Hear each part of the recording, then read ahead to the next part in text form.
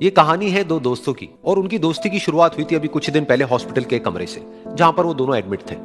तो दोनों में से जो एक था उसको अभी कुछ दिन पहले एक पैरालिसिस का अटैक आया था, जिसकी वजह से गर्दन के नीचे की उसकी पूरी बॉडी पैरालाइज हो गई थी और वो अपनी एक उंगली तक नहीं हिला सकता था। और पूरे दिन जो भी नर्स उसके पास में आती वो उसको एक ही बात कहता कि मुझे कोई ऐसा इंजेक्शन दे दो जिससे कि मैं मर जाऊं, अब मैं और जीना नहीं चाहता, ऐसी जिंदगी का मैं क्या करूं। तो उसका जो दोस्त था उस कमरे में, क्योंकि वो चल फिर सकता था, तो रोज सुबह और रोज शाम को उस कमरे में खिड़की थी उसके पास में जाकर के खड़ा हो जाता और अपने दोस्त को बताता कि उस खिड़की के बाहर क्या चल रहा है।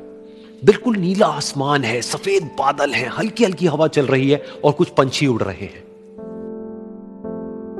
एक बहुत ही सुंदर बीच है जहां पर कुछ बच्चे मिट्टी के घरौंदे बना रहे हैं।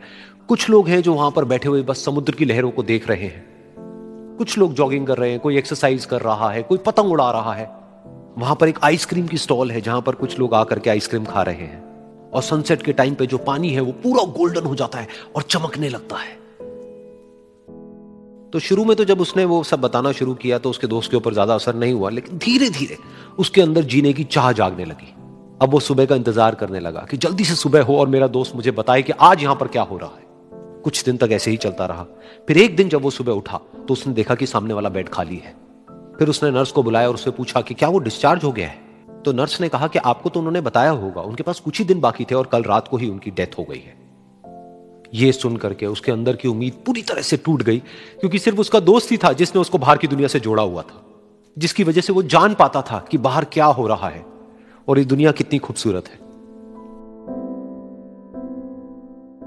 तो कुछ दिन तक तो वो रोता रहा और उसने जीने की चाह छोड़ दी। लेकिन दूसरी ही तरफ से उसके अंदर कहीं ना कहीं एक नई चाह पैदा हुई कि काश मरने से पहले एक बार मैं खुद अपनी आंखों से देखूं इस खिड़की के बाहर कि दुनिया कैसी है। जैसे जैसे उसकी ये चाह बढ़ने लगी, उसको अपने अंदर एक अजीब सी एनर्जी महसूस होने लगी। और फिर एक दिन उसने अपनी पूरी ताकत लगा दी और किसी तरीके से वो बेड से नीचे गिरा और पकड़ पकड़ करके किसी तरह से उस खिड़की तक पहुंचा। फिर उस खिड़की को पकड़ करके वो खड़ा हुआ और खिड़की के बाहर देख लिया। लेकिन खिड़की के बाहर देखते ही वो गुस्से से भर गया।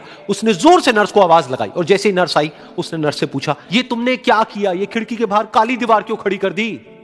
तो नर्स को समझ नहीं आया वो क्या बोल रहा है और वो बोली कि मुझे 5 साल हो गए हैं यहां पर, जब से मैं आई हूं तब से तो ये काली दीवार यहां पर है।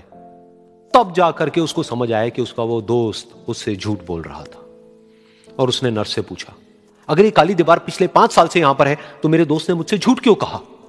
तो नर्स थोड़ा सा मुस्कुराई और बोली कि मैं ये तो नहीं जानती कि उन्होंने आपसे झूठ क्यों कहा, लेकिन मैं इतना जरूर जानती हूं कि जो भी कुछ उन्होंने आपसे कहा उसी वजह से आप अभी अपने पैरों पर खड़े हैं।